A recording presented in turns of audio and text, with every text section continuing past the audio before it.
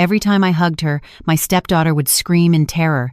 My husband would instantly berate me, accusing me of child abuse in front of our housekeeper. Suspicious, I secretly installed a tiny camera in their rooms when the house was empty. When I watched the footage that evening, my knees went weak. But before the story begins, please leave a comment telling us where you're watching from. And don't forget to like and subscribe to this channel. The scent of sizzling bacon filled the gleaming, white-on-white gourmet kitchen. The clock on the wall had just struck 5 a.m., but Eliza was already busy, an apron tied neatly around her waist. 3 months into her marriage with Ethan, Eliza was determined to be the perfect wife and stepmother. She knew her position wasn't easy, replacing the biological mother of Lily. The quiet, 5-year-old girl was the greatest challenge of her life. Eliza arranged pancakes shaped like a teddy bear on a small pink plate, using sausage links for ears. She smiled, satisfied. She hoped this morning Lily would eat her cooking without a prolonged battle of wills. "Smells incredible, honey." A deep voice spoke from behind her. Eliza turned to find Ethan, already dressed in a crisp work shirt. Her husband was undeniably handsome, with a strong jaw and a commanding presence. The kind of man who made any woman feel protected. Eliza felt lucky. Ethan was a wealthy, established widower who, as far as she could tell, loved her deeply. "This is for Lily. She mentioned wanting pancakes yesterday," Eliza replied, untying her apron. She stepped closer, straightening the slightly crooked collar of Ethan's shirt. "Want your coffee now?" Ethan nodded, but his eyes were glued to his phone. A few client emails came in. "Could you make it a strong one, Mrs. Hayes?" he said. Eliza flinched slightly. The formal use of her new last name felt stiff, as if he were speaking to a colleague, not his wife. But she quickly dismissed the feeling. Maybe Ethan was just trying to get Lily used to calling her by a maternal title. So far, the little girl refused to call her mom. Soon, the soft patter of small feet sounded on the grand staircase. Lily appeared in her slightly too large kindergarten uniform, her pigtails messy. "Good morning, Lily, sweetie," Eliza chirped, her tone intentionally bright to coax some enthusiasm out of the child. Lily froze at the bottom of the stairs. The little girl's face was pale. Her large, round eyes darted from Eliza to her father, who was now seated at the dining table. There was no smile, no greeting in return. Lily walked with her head down, her shoulders hunched as if navigating a hallway full of ghosts, and sat in the chair farthest from Eliza. "Come here, let Mommy fix your hair." "It's all messy," Eliza said gently, reaching out to touch one of the pigtails. "Don't!" Lily shrieked, a choked sound. Her small body jerked back so violently that her chair scraped loudly against the marble floor. Eliza's hand froze in mid-air, her heart sinking. The reaction was so extreme, she just wanted to fix her hair, not hit her. The dining room fell silent, the only sound the clinking of Ethan's spoon against his coffee mug. He put down his phone, his gaze on Eliza, unreadable, flat, yet piercing. "Eliza," Ethan said slowly, "I've told you not to be so forceful." "You startled her." "I was just trying to fix her hair, Ethan. I meant nothing by it," Eliza defended herself, her voice trembling. She pulled her hand back, clenching her fists under the table. "I'm sorry, Lily. I didn't mean to scare you." Lily didn't answer.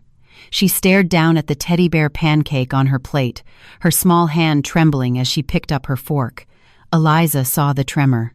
Why was she shaking? Was she really that monstrous in her stepdaughter's eyes? Breakfast proceeded in an agonizing silence. Eliza tried to eat, but the food felt like gravel in her mouth.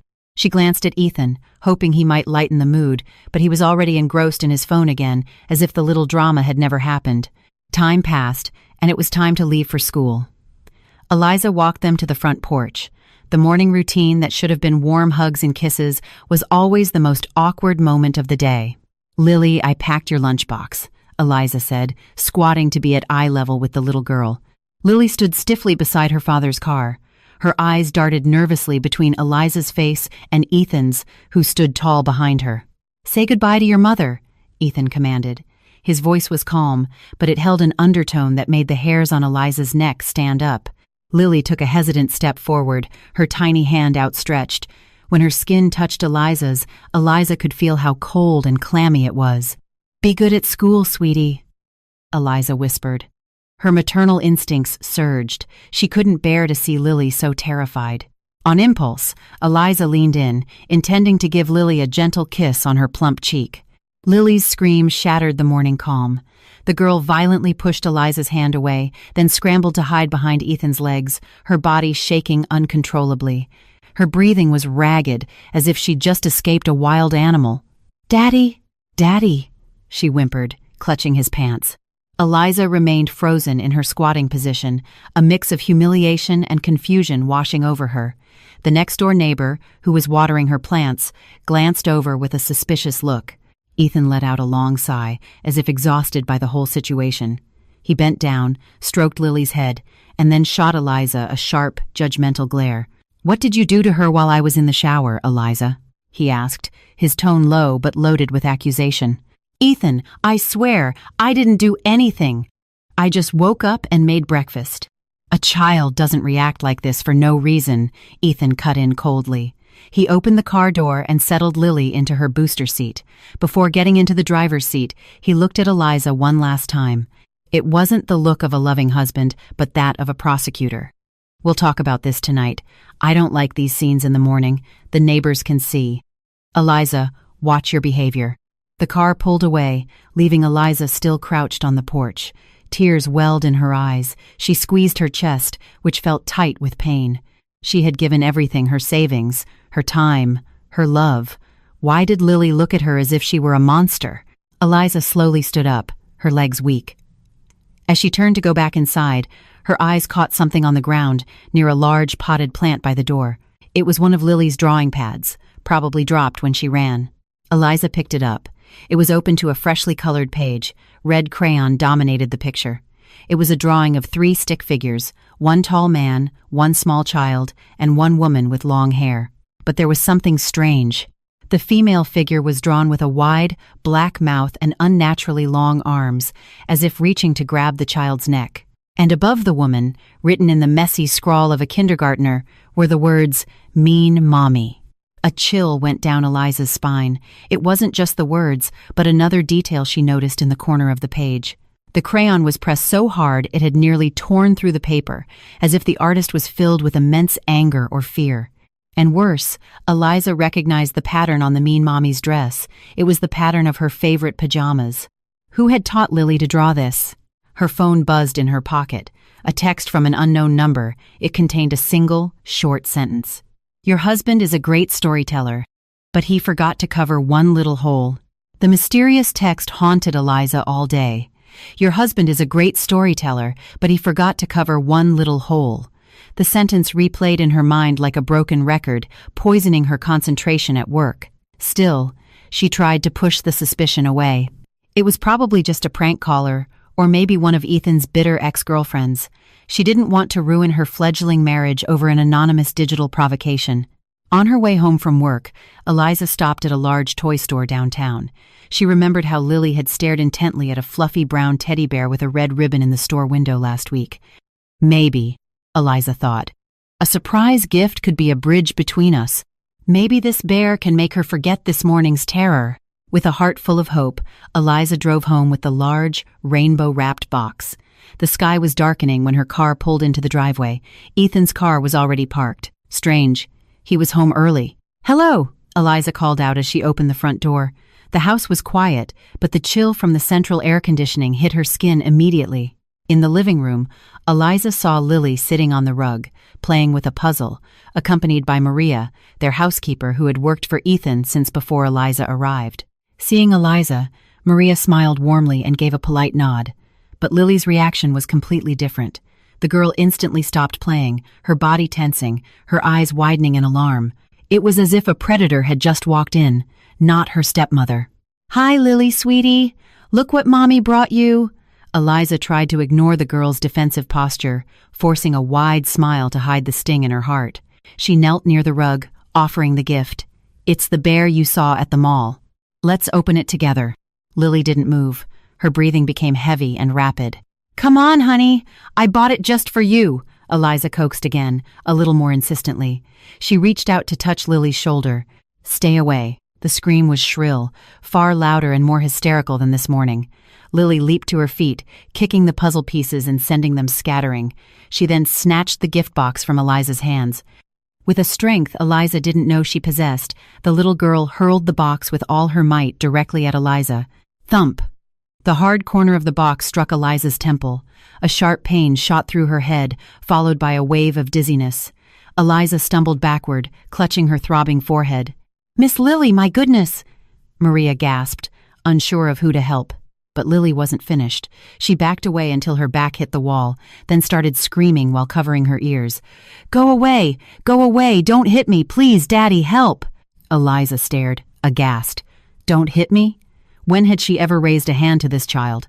"What is going on in here?" A booming baritone voice froze everyone in the room. Ethan appeared from his home office, his face red with rage. He took in the chaotic scene, the scattered puzzle, the dented gift box, Eliza holding her temple, and Lily, hysterical in the corner. Without asking a single question, Ethan rushed to Lily, scooping her up and hugging her tightly. "Shh! It's okay, baby girl. Daddy's here. Daddy's here. No one's going to hurt you." After Lily's cries subsided into choked sobs, Ethan turned to Eliza. His glare was so cold and full of hatred that Eliza felt herself shrink. "What did you do, Eliza?" Ethan hissed. "Ethan, I just gave her a gift," Eliza tried to explain, her voice hoarse with unshed tears. She suddenly threw it at my face. "Look, my temple is bruised." "Don't be so dramatic," Ethan snapped. Maria flinched and looked down at the floor. "A child doesn't react like a lunatic unless they're provoked. You were forcing it on her again, weren't you? Forcing your fake kindness on her so you can look like some fairy godmother to everyone else." "My God, Ethan, I was being sincere." "Save your tears," Ethan cut in harshly. He pointed a finger at Eliza, while his other arm held Lily's head against his chest, covering her eyes and ears as if protecting her from a monster. "If you're not ready to be a mother, then say so. Don't use my daughter as a test subject for your emotional issues. Look at her. She's traumatized." Traumatized. Ethan turned and carried Lily upstairs without a second glance.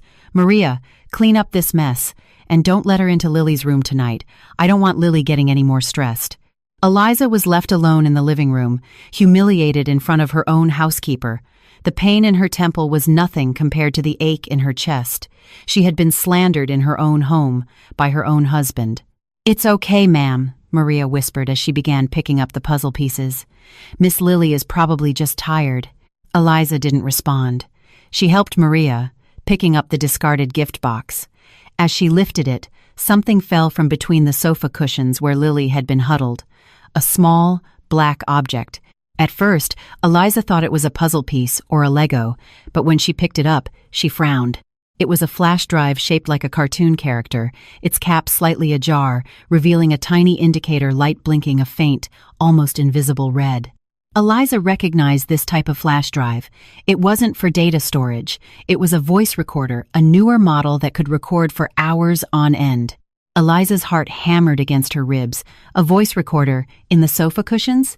Her hands shaking, Eliza quickly slipped the device into her pocket before Maria could see it. Why was there a bugging device where Lily usually played? Who put it there? Was Ethan spying on her conversations with Lily to find fault, or had Lily been told to hold it? As Eliza started towards her room, her phone buzzed again, a notification from the same unknown number as this morning.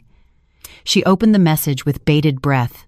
This time it wasn't a text, but a photo. Eliza's eyes widened. The phone nearly slipped from her hand. The photo was of a pharmacy receipt dated 2 days ago. The customer's name was clearly printed, Ethan Hayes. But it wasn't the name that made Eliza's blood run cold. It was the name of the medication purchased. It was a powerful, prescription-only central nervous system depressant. The kind of drug used for patients with severe psychiatric disorders to induce hallucinatory and paranoid states. And beneath the photo, the mysterious sender had added one final, terrifying sentence. "Ask your perfect husband whose milk he's been mixing it into every night." That night, the luxurious 2-story house felt like a cold, subterranean prison. Eliza sat on the edge of the bed in the guest room, where she had been banished by Ethan's decree. The phone in her hand felt hot, as if it were burning her palm. The photo of the pharmacy receipt was still on the screen. Haloperidol. A quick search on the internet confirmed her fears. It was an antipsychotic, a drug used to manage symptoms of severe mental disorders, hallucinations, and delusions. Why would Ethan buy such a potent drug? And for whom? The mysterious sender's message echoed in her mind. Ask your perfect husband whose milk he's been mixing it into every night. Eliza's heart pounded. Her logic was at war with her love for Ethan. He could be stern, even harsh at times, but poisoning his own daughter? The accusation was monstrous. Yet, Lily's unnaturally hysterical reactions, her vacant stares, her overwhelming fear, could they be side effects of the drug? Eliza couldn't sit still. She had to know. Tiptoeing, Eliza slipped out of the guest room. The clock read 11 p.m. The lights in the main living area were off, leaving only the dim glow from the garden lights filtering through the windows. She made her way to the kitchen. Her target, the canister of Lily's chocolate milk powder on the pantry counter. Her hands trembled as she reached for the canister. She opened the lid and sniffed the contents. It smelled normal, like regular chocolate milk mix. Eliza took a spoon and stirred the powder, looking for anything out of place, a white powder of a different texture perhaps. Looking for rat poison, Eliza? The voice came suddenly from the kitchen doorway, making Eliza jump so violently that the canister slipped from her grasp, spilling brown powder across the white tile floor. Ethan stood there, leaning against the doorframe with his arms crossed. His face was half shrouded in shadow, making his expression terrifying. He didn't look sleepy at all. Ethan, Eliza stammered, I was just making some warm milk for myself. I couldn't sleep. Ethan stepped forward slowly, his heavy footsteps echoing in the silent kitchen. He stopped directly in front of her, glancing down at the spilled powder with disgust. Don't lie to me, he hissed. You're suspicious of me, aren't you? You've been acting strange all day. Your eyes have been watching my every move. Eliza summoned her courage. It was now or never. She couldn't back down. Ethan, I need to ask you something. Lily, she isn't sick, is she? I mean, a sickness that requires special medication? Ethan's brow furrowed. What are you talking about? This morning and this evening? Lily's reactions were not normal, Ethan. A small child doesn't get hysterical like that for no reason. I'm worried she's on the wrong medicine, or that someone is giving her something that's making her hallucinate. Eliza chose her words carefully, avoiding a direct accusation. There was a moment of silence, and then Ethan laughed. It was a dry, humorless laugh. He shook his head slowly, looking at Eliza with an expression of pity. Wow, you're really something, Eliza, he said sarcastically. What are you now, a doctor, a detective? Are you trying to accuse me of poisoning my own child to cover up your own mistakes? I'm not accusing you, Ethan. I'm just asking. Come with me, Ethan cut in sharply. He grabbed Eliza's wrist, his grip like a vice, and dragged her out of the kitchen. Ethan, you're hurting me. Where are we going? Eliza struggled, but his hold was unbreakable. Ethan pulled her up the stairs, straight to Lily's room. He threw open the door to the lavender-themed bedroom. On the bed, Lily was sleeping soundly, hugging a pillow. The loud noise of the door startled her awake. Daddy? She whimpered, her voice groggy. Her eyes blinked in fear as she saw Ethan and Eliza in the doorway. Ethan ignored her shock. He dragged Eliza closer to the bed. Then, with a swift but careful movement, he pushed up the sleeve of Lily's pajamas. Look at this, he barked, shoving Lily's small arm in front of Eliza's face. Eliza gasped. On Lily's upper arm, in a spot normally covered by her sleeve, was a large purplish-blue bruise, the distinct mark of a powerful pinch. Oh my God, Eliza whispered, covering her mouth. Lily, how did this happen? Ethan stared at her, his eyes narrowing. You're still asking how, Lily told me before she went to sleep. Mommy Eliza pinched me when Daddy was in the shower this morning. She said you threatened to hit her if she told me. That's a lie, Eliza cried out, tears instantly streaming down her face. She looked at Lily, desperate for a different answer. Lily, sweetie, I never pinched you, did I? Tell Daddy. I never hurt you. Lily trembled violently. She pulled her arm back from Ethan's grasp, hugged her knees and buried her face. It hurts, Daddy. I'm scared, she whimpered. Eliza's world collapsed. A child this small was lying. Ethan released Eliza's arm with disgust, as if touching her was contaminating. You heard her. A child that young doesn't know how to lie, Eliza. But a stressed-out adult? They're experts at manipulation. Or maybe you're the one who's sick. He leaned in close, his voice dropping to a deadly, serpentine whisper. Maybe you're the one who needs the medication, Eliza. You work too hard. You're so obsessed with being the perfect mother that you don't even realize what your hands are doing when you get angry. It's called dissociation. You abuse her without knowing, and then your brain erases the memory so you can keep feeling like a good person. Ethan's words seeped into her mind like poison. Dissociation? Unconscious abuse? Was it possible? Was she that crazy? Was she the monster after all? Eliza began to doubt her own memory. Her hands trembled as she stared at her own palms. Were these the hands that made that bruise? "Get out," Ethan commanded coldly. "Get out of my daughter's room, and starting tomorrow, you will not go near Lily without my supervision. If I find one more bruise on her, I won't hesitate to have you committed to a psychiatric hospital or thrown in jail." Eliza backed away slowly, her vision blurred by tears. She ran out of the room, back to the guest room, and locked the door. She slid down to the floor, sobbing silently so no one could hear. Her self-confidence was shattered. She felt insane. But in the midst of her sobs, her hand brushed against her pocket. The voice recorder she had found was still there. It felt cool against her skin. If she was crazy, if she was an unconscious abuser, then this recording might prove it. Maybe it contained the sound of her own voice, screaming at Lily during one of her blackouts. With trembling hands, Eliza took her work laptop from her bag. She had to know the truth, no matter how painful. She plugged the small device into the USB port. A folder appeared on the screen. There was only one audio file, 2 hours long, recorded today while Eliza was at the office. Eliza put in her earphones, took a deep breath, and pressed play. At first, there was only the sound of cartoons from the TV and the hum of the air conditioner. 10 minutes passed, with only the sound of Maria sweeping the floor. But at the 45-minute mark, she heard a door open. Heavy footsteps. It was Ethan. But shouldn't he have been at his office at that time? Ethan's voice came through, but it wasn't the gentle tone she was used to. "Lily, come here." "No, Daddy's mean," Lily's small voice squeaked. "I said, come here. Do you want me to lock you in the basement with the spiders again?" The sound of shuffling followed, then Lily's muffled sobs. "Listen to me very carefully. When that woman gets home, you have to scream if she comes near you. You have to throw things. Understand? But Mommy Eliza is nice, Daddy. She is not your mother."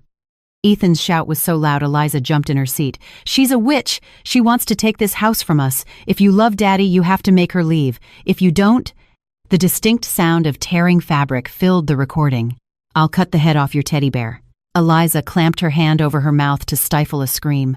Her eyes were wide with horror as she stared at the laptop screen. No, she wasn't crazy. She wasn't sick. But a new terror gripped her as the audio file suddenly stopped playing and vanished from the screen. Her laptop's cursor moved on its own. A notepad window opened automatically on her Wi-Fi-connected laptop.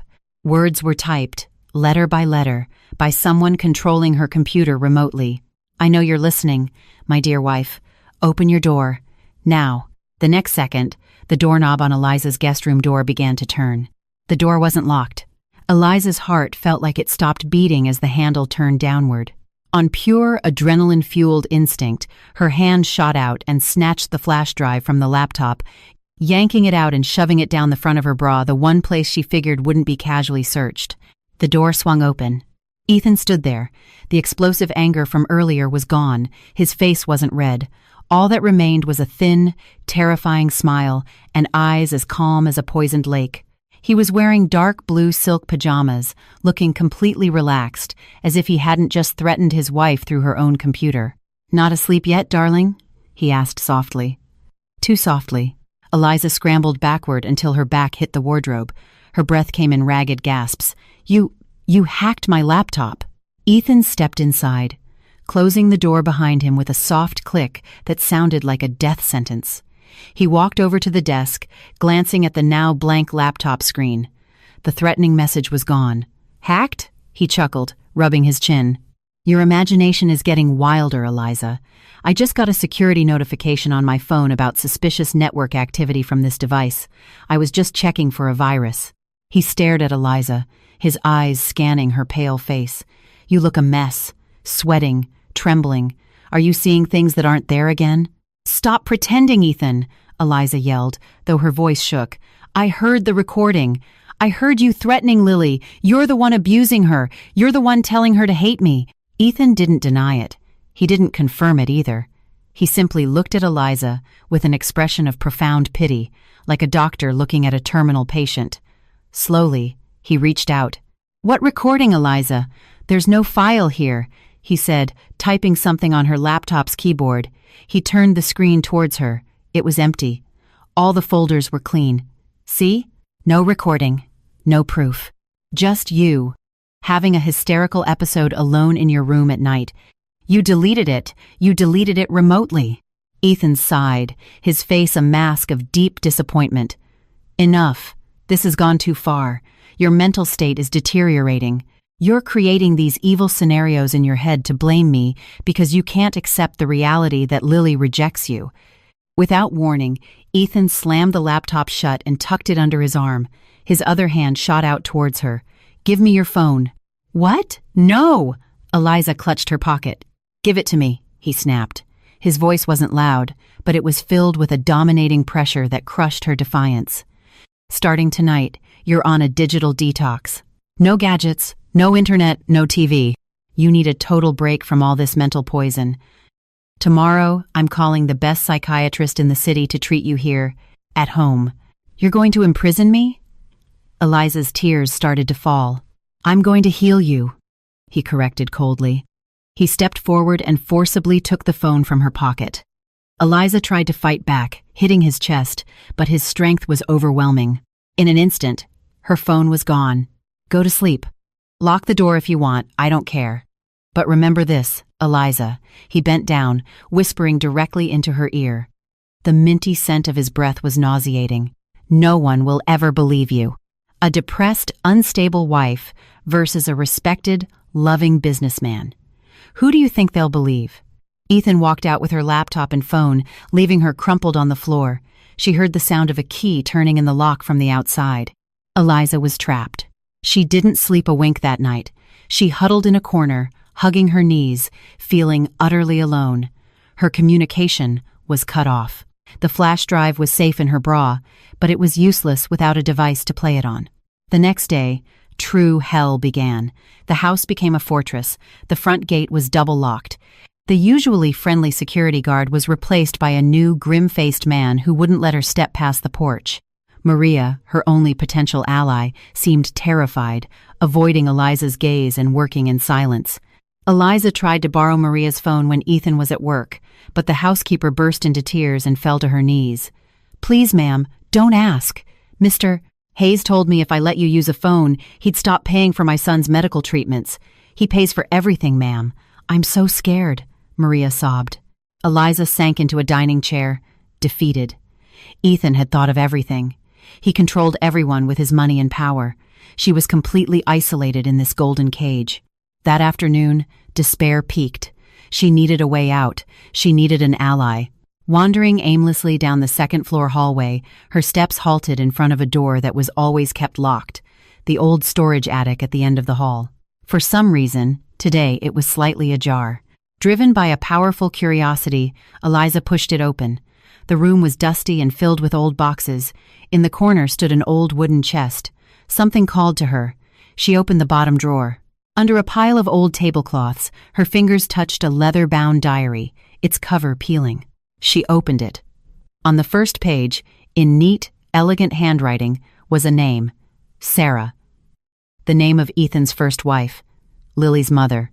Eliza read page after page, her breath catching in her throat. The early entries were happy, filled with notes about her pregnancy and Lily's birth.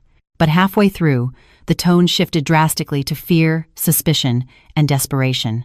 Her eyes locked on the final entry, dated 2 days before Sarah was reported to have died in an accidental fall down the stairs. May 12, 2021. He made me take the pills again. My head is so foggy. I know I'm not crazy, but he's making everyone believe I am. Lily, forgive Mommy. I can't protect you anymore. He isn't human. He's a devil in disguise. If anyone ever reads this, please find the item behind the sunflower painting in his study. It's my life insurance. He's coming. I hear his footsteps. The diary fell from Eliza's hands. Her entire body went cold. Sarah didn't die by accident. The pattern was identical. The drugs, the accusations of insanity, the isolation. Suddenly, the shrill ring of the landline phone from downstairs made her jump. The landline.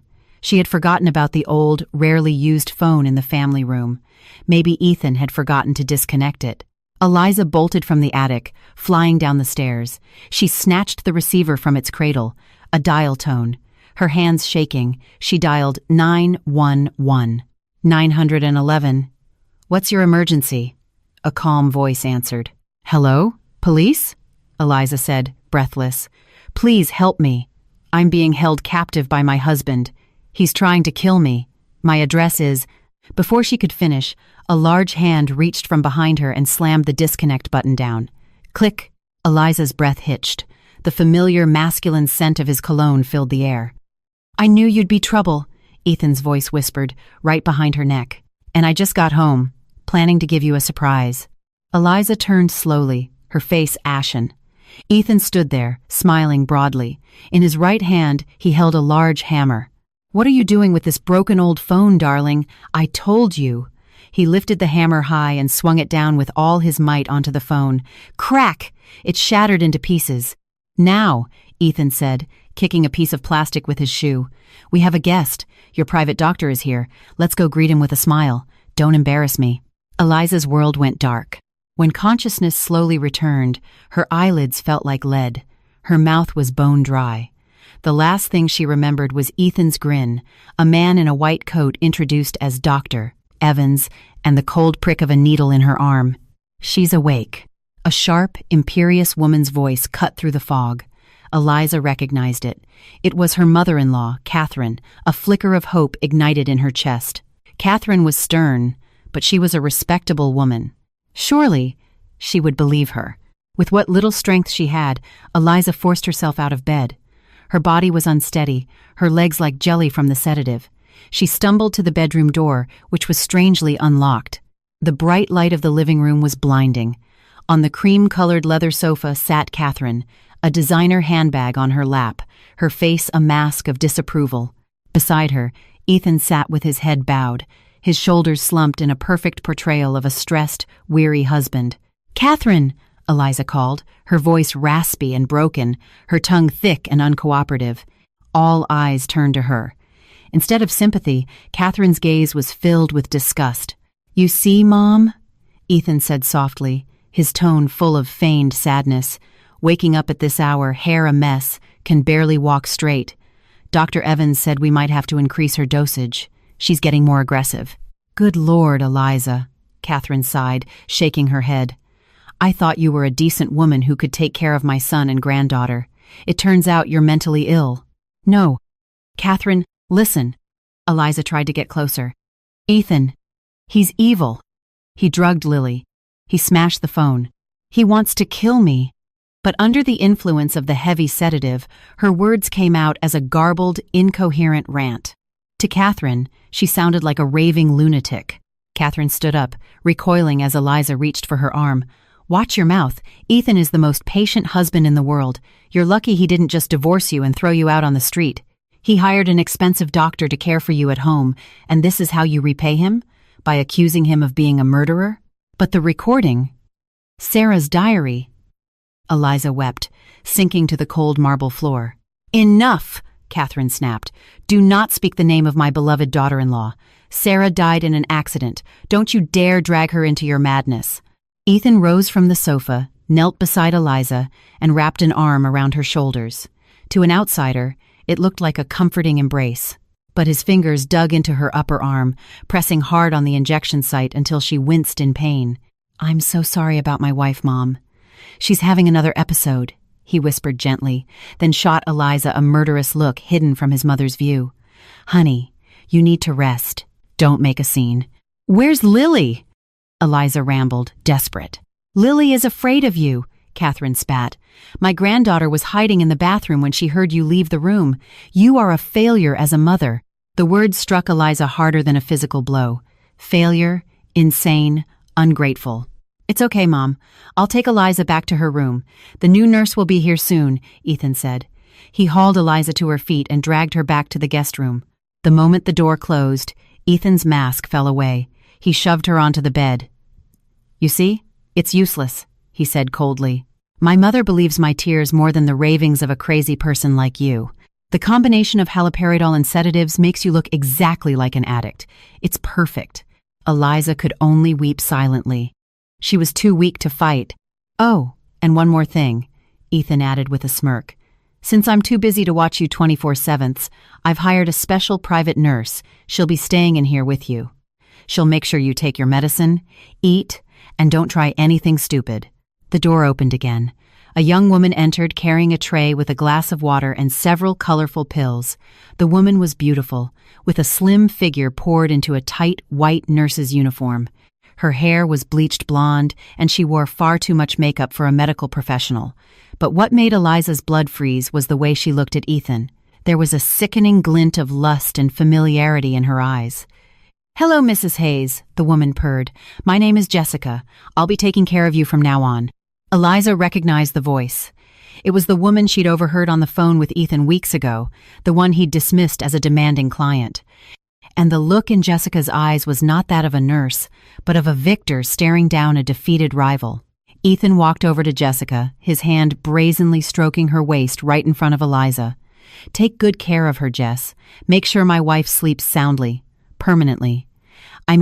During her treatment." Jessica let out a small, cruel laugh that sounded like a death knell. "Of course, honey, leave it to me." Ethan left, leaving Eliza trapped with his mistress, who now held complete power over her life. Jessica approached the bed, grabbing Eliza's chin with her long, sharp nails. Her sweet smile vanished, replaced by a vicious sneer. "So this is the high and mighty lady of the house," she whispered. She picked up the glass and pills. "Listen up, you psycho. Drink this. The faster you disappear, the faster Ethan and I can take over this house and get married for real. So be a good girl and swallow your medicine." Jessica tried to force the pills into Eliza's mouth. Eliza clamped her lips shut, tears streaming down her face. She didn't want to die, but she had no strength. Just as despair threatened to consume her, she remembered Sarah's diary. Find the item behind the sunflower painting in his study. Ethan's study was right next to this room. Their walls were shared. While Jessica was momentarily distracted, Eliza's eyes darted around the room. She saw a faint crack in the wall near the headboard and an old air vent partially hidden by a wardrobe. If the house was built like most older homes, that vent might connect to the next room. Eliza allowed Jessica to force one pill down her throat, then pretended to pass out. "Pathetic," Jessica scoffed. She walked over to a sofa in the corner, pulled out her phone, and started taking selfies. Eliza opened her eyes a fraction. She wasn't done yet. She still had the flash drive in her bra, and now she had a new goal: get through that wall. But before she could plan, her gaze drifted to the ceiling. In the corner, a small, blinking red light emanated from what looked like a smoke detector, but the shape was wrong. There was a tiny black lens in the center. It was a hidden camera. A crazy, desperate, and dangerous idea formed in her mind. If Ethan liked to watch, then she would give him a show. But not the show he was expecting. She would use that camera to turn the tables on him. For now, however, she had to survive the she-devil named Jessica, who was now looking at her while idly playing with an empty syringe. "It's going to be a long night, Mrs. Hayes," Jessica hissed. "Don't expect to get any sleep." The bitter taste of the pill lingered on Eliza's tongue. Though she had managed to spit the yellow tablet into a potted plant while Jessica was distracted an hour ago, she lay perfectly still, her breathing deep and even, mimicking the rhythm of someone in a sedated sleep. On the corner sofa, Jessica was lounging with her feet up, wearing headphones and giggling as she video chatted, most likely with Ethan. Eliza's brain was now working with icy precision. Her fear had morphed into a primal survival instinct. She remembered Sarah's diary, the sunflower painting in the study. At exactly 2 a.m., Jessica finally fell asleep, her phone resting on her chest. This was her chance. Eliza slid silently off the bed. She didn't head for the door. She knew it was locked from the outside. Her target was the large wardrobe against the right-hand wall, the wall that bordered Ethan's study. In older homes like this, connecting doors were often sealed up or blocked by new owners. She squeezed into the narrow gap between the wardrobe and the wall. Sure enough, beneath a layer of dust, she could feel the outline of a wooden doorframe. She fumbled for the knob. It was locked, but it was an old, rusty mortise lock. Pulling a bobby pin from her hair, her hands shaking but her focus absolute, she worked the lock. A soft click echoed in the silence. The door creaked open. The smell of expensive cigars and old paper hit her. Eliza slipped into Ethan's study. The room was dark, lit only by moonlight filtering through the blinds. Her heart raced. If Ethan had a camera in here, she was finished. But she saw the indicator light on the corner camera was off. He must have disabled it for his own privacy. Her eyes scanned the room. There, above the mahogany desk, hung a large painting of sunflowers in the style of Van Gogh. She climbed onto Ethan's leather chair and carefully lifted the heavy painting off the wall. Taped to the back of the wooden frame was a brown envelope. She tore it open under the moonlight. Inside were two items, a legal document and a small SD card. She unfolded the document. The letterhead made her eyes widen. Deed of trust and last will. The document stated that the house and all associated assets, savings, stocks belonged to Sarah's father and were willed entirely to his granddaughter Lily. Ethan, as the husband, had no ownership rights whatsoever. A chilling clause in the final paragraph stipulated that upon Sarah's death, Ethan would act as Lily's guardian until she turned 21. However, if Lily were to die or be declared permanently mentally incapacitated before her 21st birthday, all assets would transfer to Ethan Hayes in their entirety. The puzzle was solved. Ethan wasn't rich.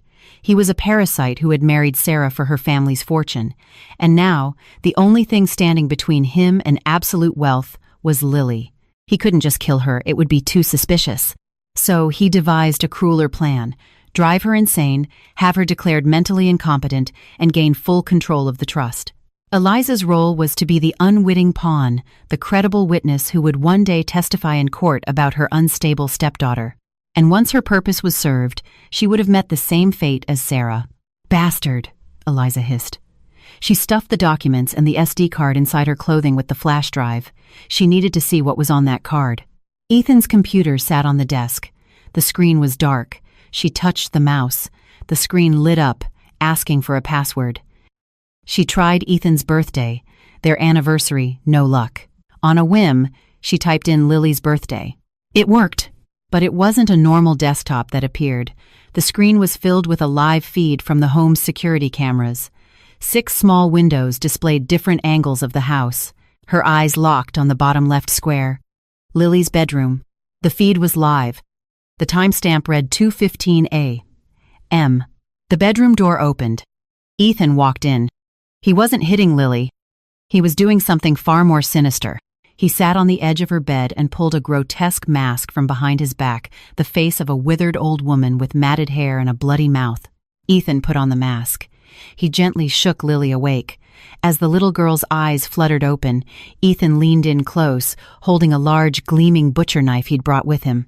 On the screen, Lily screamed silently. The audio was muted. She scrambled backward, kicking at her blankets until she hit the wall. Ethan, behind the mask, simply stood there, a silent, terrifying figure, branding this trauma deep into his own daughter's mind. Eliza clamped her hand over her mouth. This was why Lily was so afraid of her. Ethan had been terrorizing her every night, disguised as a monstrous mother figure, brainwashing her into believing that a mother's touch was a prelude to murder. Forget the plan. Forget her own safety. Lily was being tortured right now. Eliza snatched a heavy metal award trophy from Ethan's desk. She was going to smash his skull in. But as she turned to run, she heard footsteps in the hall outside the study. It wasn't Ethan. It was the security guards on their patrol. The beam of a flashlight swept under the door, and from the connecting door behind her, she heard the groggy voice of Jessica. "Hey, the door's open." "Eliza?" She was trapped, guards in front, Jessica behind. And on the monitor, Lily was living a nightmare. Eliza looked at the trophy in her hand, then at the large plate glass window. The only way out was down. The swimming pool shimmered 2 stories below. But before she could move, the main study door's handle turned. "Who's in there?" a guard's voice barked. Eliza stumbled backward, accidentally bumping the keyboard. The monitor flared to life, brightly illuminating the horrific scene of the masked Ethan terrorizing Lily. The door burst open. A large guard stepped in, followed by a frantic Jessica. "Get her!" Jessica shrieked, pointing at Eliza. But the guard's eyes weren't on Eliza. They were glued to the large monitor behind her, at the sickening spectacle of his employer tormenting a small child with a knife. For 3 agonizing seconds, the room was silent.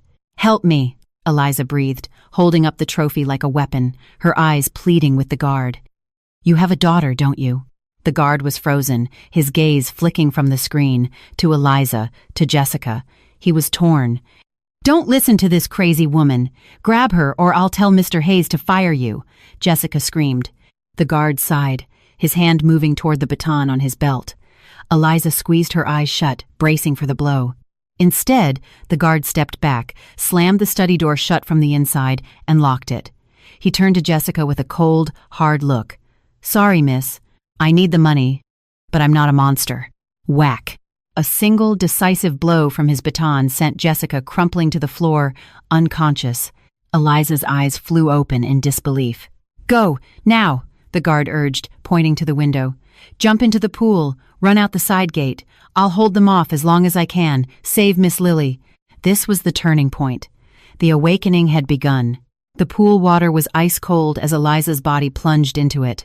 The impact, muffled by the depth, was a violent shock that jolted every cell in her body. In the dark, chilling water, she swam not just for her life, but for her rebirth.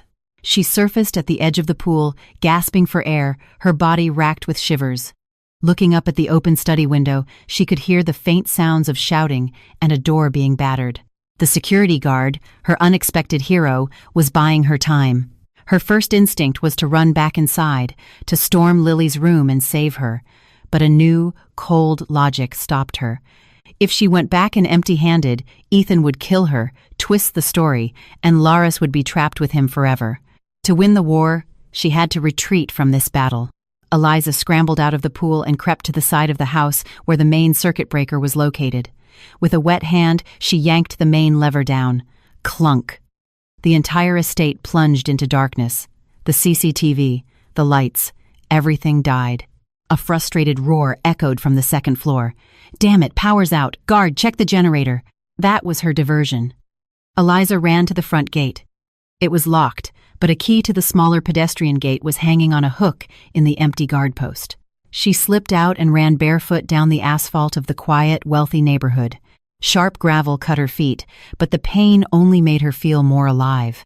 She ran until she was breathless, finally spotting the fluorescent glow of a 24-hour convenience store on the main road, over a mile away. The store's clerk, dozing on a stool, jolted awake at the sight of a soaking wet, bruised woman with no shoes stumbling in. "Ma'am, are you okay? Should I call the police?" Eliza saw her reflection in a cooler door. She looked pathetic, but then she straightened her back, a new fire in her eyes. The weak, pleading Eliza was gone. "I need a hot black coffee," she said, her voice steady and sharp. "And can I borrow a charger for my phone? I'll pay you double." The clerk, unnerved by her intensity, complied. Eliza sat in a hidden corner, pulling the 2 flash drives and the SD card from her drenched clothes. She had wrapped them in a waterproof document pouch she'd grabbed from Ethan's desk. The evidence was safe. Plugging them into her laptop, she began uploading everything to multiple cloud storage accounts. Then she opened the files on the SD card from Sarah. It was worse than she imagined. There was a video, a secret testimony recorded by Sarah before her death. In it, a gaunt, terrified Sarah spoke to the camera. "If you're watching this, I'm already dead. Ethan, he's the one who made me fall down the stairs last month. I had a miscarriage. He threatened to kill Lily if I tried to leave him. Please, whoever finds this, contact my brother, Andrew Collins." Ethan framed him and sent him to prison, but Drew is the only one who knows what a monster Ethan really is. Eliza's fists clenched. Ethan wasn't just a monster, he was a murderer. She closed the laptop. She wouldn't call the police. Not yet. Ethan had money and connections. He could twist the narrative. No, she would use the weapon he feared most, public opinion. She began to type, crafting not a plea for help, but a cold, factual timeline of events, complete with photos of Lily's bruises, the audio of Ethan's threats, and the CCTV footage of him terrorizing his daughter. She titled the social media thread she was building, "Behind the Gates of Emerald Creek, the true story of a father who created a monster to steal his daughter's fortune." She didn't post it yet. That was the final bomb. First, she needed an ally. She searched for Andrew Collins, attorney. An article popped up. Andrew Collins, exonerated in embezzlement case, rebuilds career. She found the contact number for his law firm. She sent a short, encrypted text. "Mr. Collins, my name is Eliza Hayes, Ethan's new wife. I have proof your sister Sarah was murdered, and I have proof Lily is being tortured right now. I need your help to destroy him." A minute later, her phone rang. It was Andrew Collins. "Hello?" A wary, deep voice said. "Mr. Collins," Eliza said, her voice like ice as she stared out at the dark street. "Get your best suit ready. Tomorrow, we're going to put on a show for the entire country." But as she spoke, a breaking news alert flashed on her laptop screen. Massive fire engulfs home in prestigious Emerald Creek Estates. Her heart stopped. That was her address. Ethan hadn't come after her. He was burning the evidence. He was burning the house down. With Lily inside. "Lily," she whispered, the phone falling from her hand. Black smoke billowed into the night sky as sirens wailed in the distance. Eliza ran, her bare, bleeding feet pounding the pavement. When she reached the barricade at the entrance to her street, the sight made her collapse. The magnificent house was a raging inferno. And amidst the chaos, she saw him, Ethan. He was on his knees on the asphalt, howling in theatrical grief for a police officer. His clothes were singed, his face smudged with soot, a perfect costume. "My wife, she was insane, officer," he cried, his voice convincingly broken. "She had a psychotic break. She locked herself in the room with my daughter. She lit the curtains on fire. I tried to break down the door, but the flames. He punched the ground, playing the part of the devastated father brilliantly. Rage boiled in Eliza's blood. He was destroying all the evidence, the diary, the attic, the house itself, and he was trying to kill Lily, intending to collect the insurance money and the full inheritance with one horrific act. She was about to charge through the police line and scream the truth when a strong arm pulled her into the shadows behind a large tree. She nearly cried out, but a hand covered her mouth. "Shh, Mrs. Hayes, it's me." It was the security guard. His face was scratched and grimy, and bundled in his oversized jacket was a small, trembling figure. "Lily!" Eliza gasped, tears of relief flooding her eyes.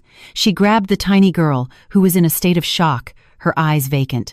For the first time, Lily didn't pull away. She clung to Eliza, burying her face in her chest.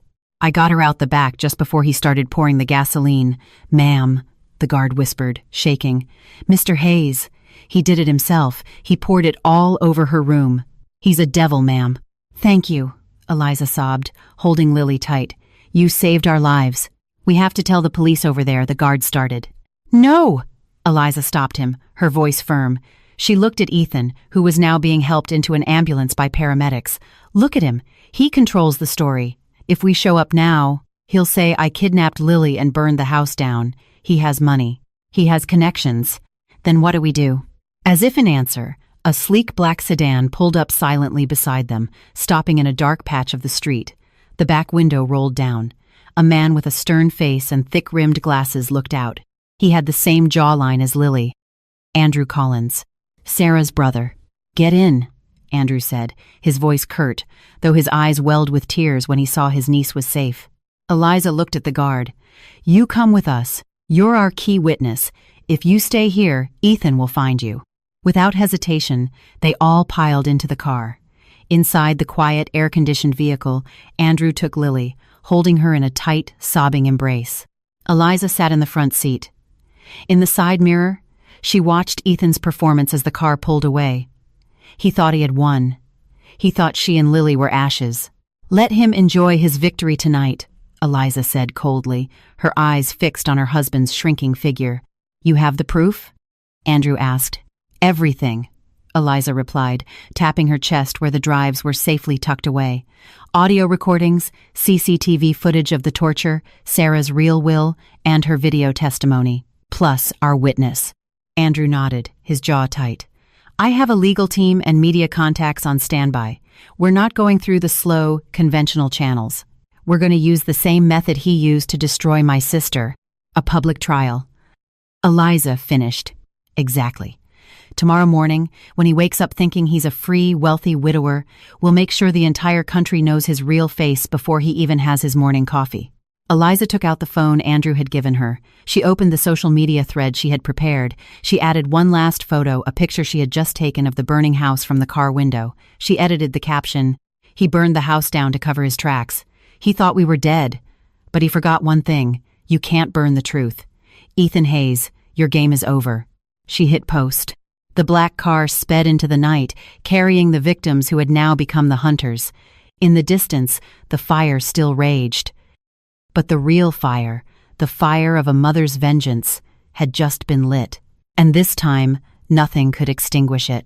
The next morning, the lobby of the private hospital where Ethan was being treated had been transformed into a makeshift press conference. Dozens of reporters jostled for position, their cameras flashing. Ethan sat in a wheelchair, his arm in a sling, feigning a minor injury. His face was puffy, and crocodile tears streamed perfectly down his cheeks. Beside him, his mother Catherine sobbed dramatically into a tissue, completing the charade.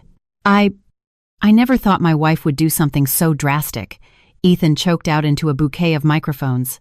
"Eliza had a history of depression she hid from me. She became obsessed with my daughter, Lily. Last night, she locked the door, poured gasoline, and took my only child with her." He bowed his head, his shoulders shaking. "Forgive me, Lily. Daddy failed to protect you."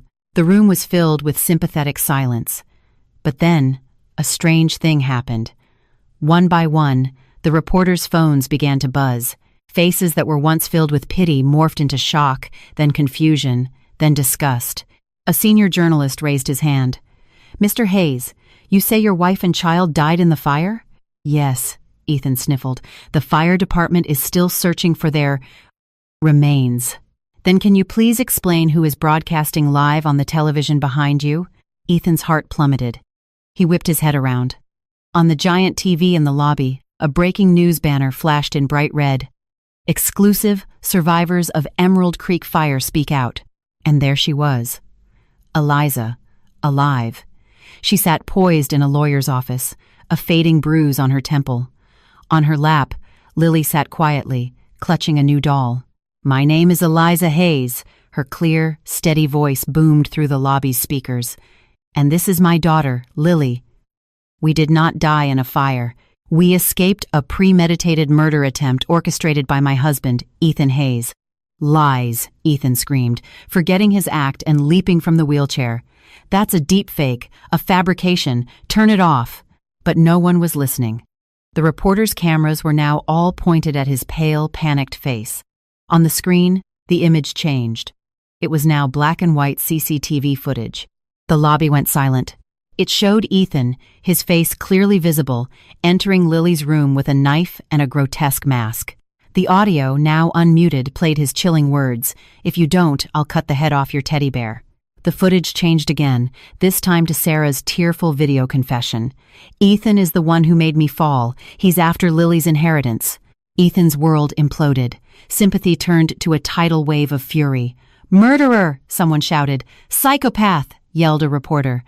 He stumbled backward, looking desperately at his mother. But even she was staring at the screen, her face as white as a sheet.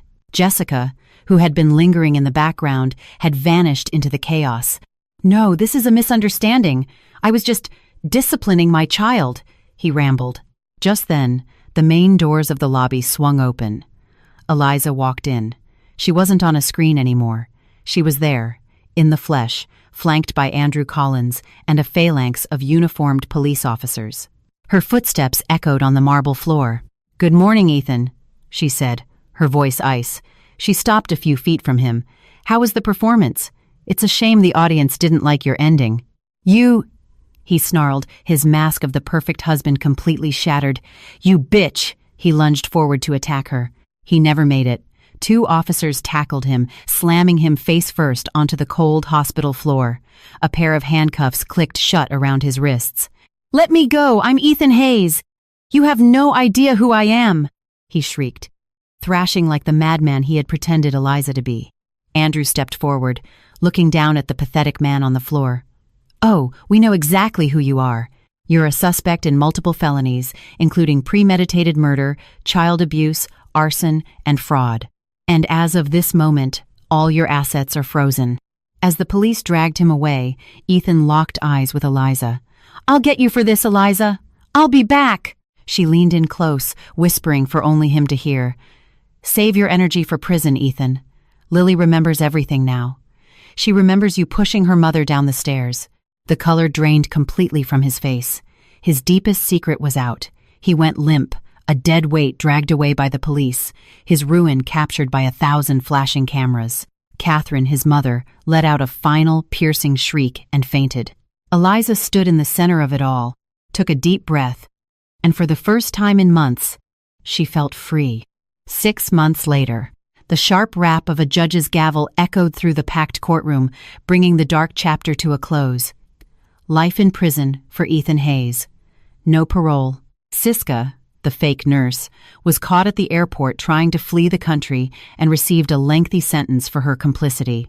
Catherine, whose fortune was tied to her son's, was left penniless and alone, suffering a minor stroke in a tiny, rented apartment. Eliza didn't care. They were dust in the wind of a past she had left behind. The afternoon sun streamed into the kitchen of a modest but cheerful suburban house. This home had no marble pillars or grim-faced security guards, but it was filled with something the mansion never had: warmth. Eliza was cutting apples at the table when a happy shout came from the backyard. "Mommy!" Lily ran in, her bare feet smudged with dirt, holding up a drawing. Her cheeks were rosy, her eyes bright and full of life. "Look! I drew our family!" Eliza took the paper. Gone was the mean mommy, with black claws. In its place were 3 figures holding hands under a smiling sun, Lily in the middle, a man with glasses on one side, and a woman with long hair and a giant red heart on her dress on the other. Underneath, it read, "Lily's new family." "It's beautiful, sweetie," Eliza said, gently wiping a smudge of dirt from Lily's cheek. "And who's this handsome man with the glasses? Is that Uncle Drew?" Lily nodded eagerly. "Yep, he promised to take us to fly kites today." Just then, the doorbell rang. Eliza smiled. It was Andrew Drew Collins, holding a box of pizza and a large kite shaped like an eagle. Over the last 6 months, he had become not just their lawyer, but their protector, their friend. "Ready to fly an eagle, Captain?" he asked Lily, who launched herself into his arms. Later, they sat on the back porch as the sun began to set. Lily ran across the lawn, the kite soaring high above her. "She's completely healed," Drew murmured, watching her.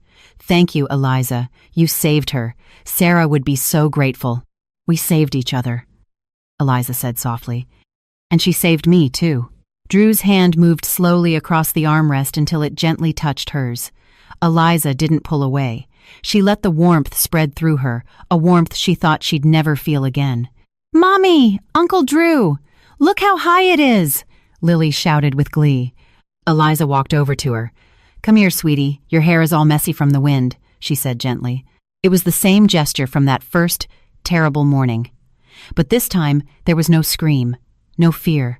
Lily simply stood still, closed her eyes, and let Eliza's fingers softly comb through her hair. When she was done, Lily wrapped her small arms around Eliza's waist and hugged her tight. "Thank you, Mommy," she whispered into Eliza's shirt. "I love you."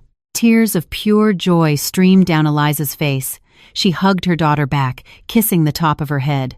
"I love you too, Lily, always." As the first star of the evening appeared in the twilight sky, the storm was finally over. The house of horrors had burned to the ground, and from its ashes, a small, beautiful family, built on truth and love, had risen. This wasn't the end. This was the beginning.